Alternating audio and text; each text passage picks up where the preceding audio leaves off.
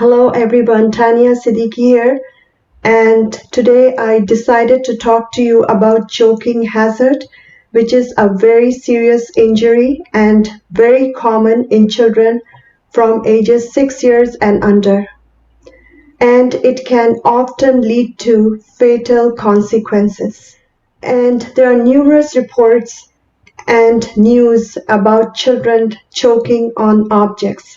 And one such news caught my attention this week about a 1-year-old girl who swallowed a button battery from a remote control, and she was rushed to the hospital, and the doctors found that the battery had burned her esophagus, which is a tube connecting the throat to the stomach. She underwent a surgery but unfortunately didn't have a favorable outcome. This incident reminded me of what happened to my son when he was 2.5 to 3 years old. He swallowed a coin. Being a young mother, I was unable to understand how to help him. I knew that he was in distress and he was turning blue, and he constantly pointing to his throat. The only thing I could think about at that time was to take him to my neighbor's house. I rushed to my neighbor's house, and fortunately, the neighbor was able to help my son. She flipped him upside down and banged on his back several times until the coin dislodged from his throat. Small children are very curious about their environment. They like to observe their environment using all their senses. They like to touch things. They like to put things in their mouth. They like to move things to hear the sound. We, as responsible adults, must provide children with safe and healthy environments so that children can freely move around and satisfy their natural curiosity. In this video, I would be talking to you about the foods and other items that could cause choking in children. I would be telling you about a simple experiment that you can do at home to understand what things could be dangerous and to remove those things from the child's environment. I would also be talking to you about the procedure on how to help a child if the child is in distress and has swallowed something and that thing is stuck in his or her throat. Of course, you must contact the healthcare providers, but while you're waiting for the help to arrive, you can do this procedure to relieve the child of the discomfort and possibly dislodge whatever is stuck in the throat.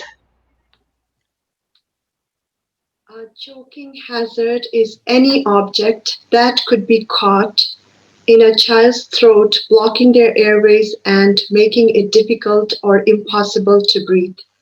Food is a common choking hazard, and foods that are most dangerous are round and hard. And now we are going to look at the foods that can cause choking hazard.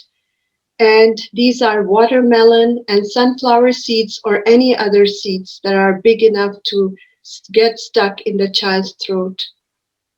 Popcorns, hot dog, chunk of peanut butter or chocolate spread could be dangerous for the child, and they must always be spread on a slice of bread when given to a child.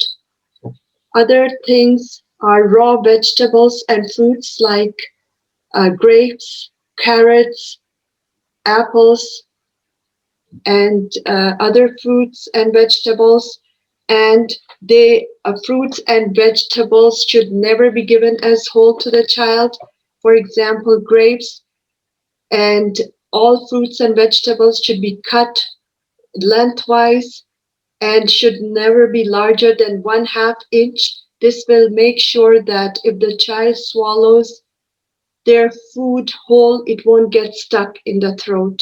And always give food to the child when they are in upright position, and do not feed the child in the car, because if the child is choking, it can go unnoticed by the person who is driving the car, and also the person would not be able to help the child immediately.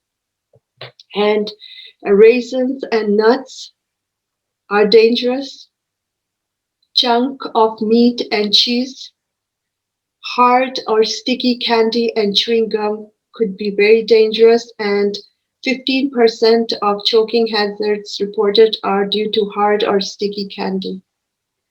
And other items that could cause choking hazards are latex balloon, marble, rubber bands, even broken balloon pieces can be dangerous and a potential choking hazard, as they can be easily sucked into the throat and lungs, and balloons are not recommended for children under 8 years, and if the child is playing with a balloon, they need proper supervision. Other things are beads, buttons, coins, batteries, clips, screws, pen holders, and eggshells.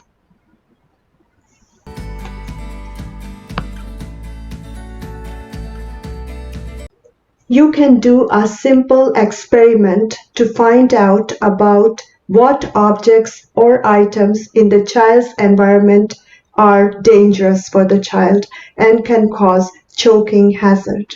Take a toilet paper tube and pass the objects through this tube. If any object passes through this tube, that means that object is dangerous for the child and must be removed from the child's environment.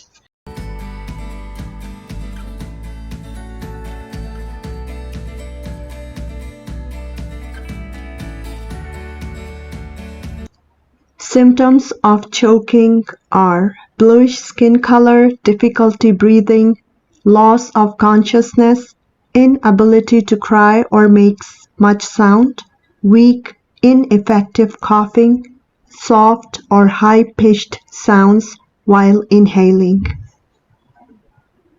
Ideally, ask someone to call 911 while you take care of the child. Explain the steps to the operator and provide updates. It's especially important that you tell the operator if the child becomes unconscious at any time during the process. Place the child face down on your forearm. Use your thigh for support. With the heel of your free hand, deliver 5 blows to the area between their shoulder blades. These blows should be both quick and strong to be effective. This action creates vibrations and pressure in your baby's airways that will hopefully force the object. Rest your baby on your thigh, keeping their head lower than their chest. With your index and middle fingers, find your baby's breastbone, which is between and slightly below the nipples. Press down 5 times with enough pressure to press the chest down about 1/3. This action helps to push air from the lungs into the airway to potentially force the object out. What not to do. Do not perform choking first aid if the infant is coughing forcefully, has a strong cry, or is breathing enough. However, be ready to act if the symptoms get worse. Do not try to grasp and pull out the object if the infant is alert and conscious. Do not go back blows and chest thrust if the infant stops breathing for other reasons such as asthma, infection, swelling, or a blow to the head. Do give the infant CPR in these cases. This is all for this video, and in my next video I would be talking to you about children and nutrition. I would also be answering the questions that some of you have asked me. See you next time, and thank you very much for watching.